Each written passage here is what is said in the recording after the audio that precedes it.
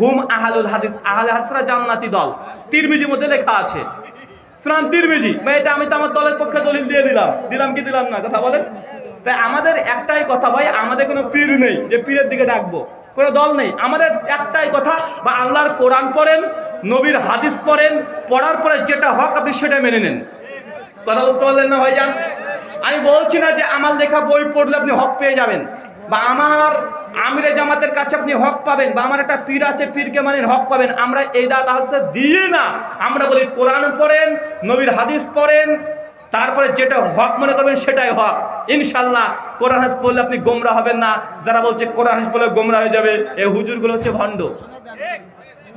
আল্লাহ কোরআন বলে শুকরিয়া। আমার প্রশ্ন হচ্ছে যে এখানকার পূর্বে একজন আলোচক বলে গেছেন যে মাহফিলে যারা দান করেননি তাদেরকে সবচেয়ে নিকৃষ্টতম ব্যক্তি হিসেবে আখ্যায়িত করা হয়েছে। এমনকি এটাও বলা হয়েছে যে দান না করলে নাকি ফেরেশতাও তার জন্য দোয়া করবে না। এটা ঠিক কিনা? যারা অর্থনৈতিকভাবে অসচ্ছল তারা কিভাবে দান করবে? ভাই প্রশ্ন করেছেন আমার পূর্বের কোনো বক্তা নাকি এমন কিছু কথা বলেছে। আসলে সে এখন অনুপস্থিত, আর আমি তার আলোচনা শুনিও নি। আর আপনি যতটা বলছেন কতটা সত্য কতটা মিথ্যা আমাকে সাক্ষী নিতে হবে, নচেত আপনার কথা পরে ভিত্তি করে আমি কোনো কথা বলতে পারবো না। তবে আমার জানা মতে জামে তিরমিজির মধ্যে একটা হাদিস আছে, আল্লাহ নবী বলেছেন প্রত্যেকদিন ফেরেশতা মণ্ডলীরা আসে এবং যে সকালবেলায় দান করে তার জন্য ফেরেশতারা দোয়া করে, আর যে মানে দান করে না তার জন্য বদদোয়া করে। এখন দান করে না তার অর্থ এই নয় যে আপনার কাছে নাই, তার জন্য যার যার সামর্থ্য আছে কিন্তু দান করেনি, কৃপণ। কথা বুঝতে পারছেন? যার পকেটের টাকা আছে কিন্তু কৃপণতা করে দিচ্ছে না, এর প্রতি ফেরেশতারা বদদোয়া করে। শুকরিয়া। জি, তারপর আসসালামু আলাইকুম। আসসালামু রাহমাতুল্লাহ।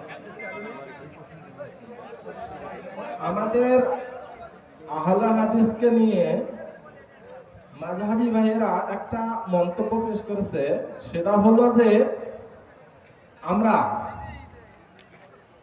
আমাদের নবীজির স্ত্রী আয়েশা সিদ্দিকাকে মা বলে গণ্য করি এবং হযরত আলী রাদিয়াল্লাহু তাআলা আনহার স্ত্রীকে ফাতেমা বলে গণ্য করি। আমি তো হাদিস এবং কোরআনে পেয়েছি যে নবীগণ পিতা সমতুল্য। এখন আমাদের মাযহাবী ভাইয়েরা এখানে উল্লেখ করেছে যে আহলে হাদিসরাই বলে আয়েশাকেও মা বলা যাবে এবং ফাতেমাকেও মা বলা যাবে। এ নিয়ে ওনারা আমাদের সঙ্গে উপহাস করেছে এবং আমি সত্যি জানি না যে আমরা আহলে হাদিসরা উভয়কে। শুকরিয়া। প্রথম কথা, যে মন্তব্যটা করা হয়েছে এই মন্তব্যটা সম্পূর্ণ ভুল। বরং আহলে হাদিসরা বারবার প্রতিবাদ করে বলেন নবীর স্ত্রীগণ উম্মাহাতুল মুমিনিন সূরা আহজাব 6 নম্বর আয়াতে আছে, আল্লাহ কোরআনে বলে দিয়েছে নবীর স্ত্রীগণ মুমিনদের জন্য মা। তবে নবীর মেয়েগুলো যে মুমিনদের মা এই মর্মে কোরআন হাদিসের কোনো দলিল নাই। কথা বুঝতে পারছেন?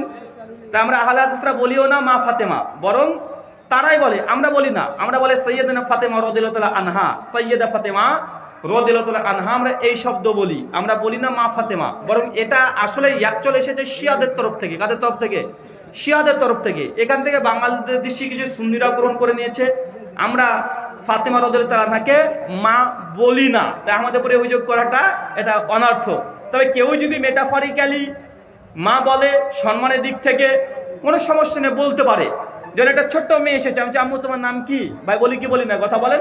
ভালোবেসে একটা বয়স্ক বৃদ্ধা একটা নারী এসেছে, সম্মান দিয়ে বললাম যে মা কেমন আছেন, ভালো আছেন। এই যে আমরা মা বলছি, এই মা এটা মেটাফরিক্যালি, এটা মাজাজি অর্থে, এটা হাকিকি অর্থে নয়। তাই বলতে পারে, আপত্তি নেই। তবে কোরআন হাদিসে কোনো দলিল নেই, তাই আমরা বলি না। শুকরিয়া।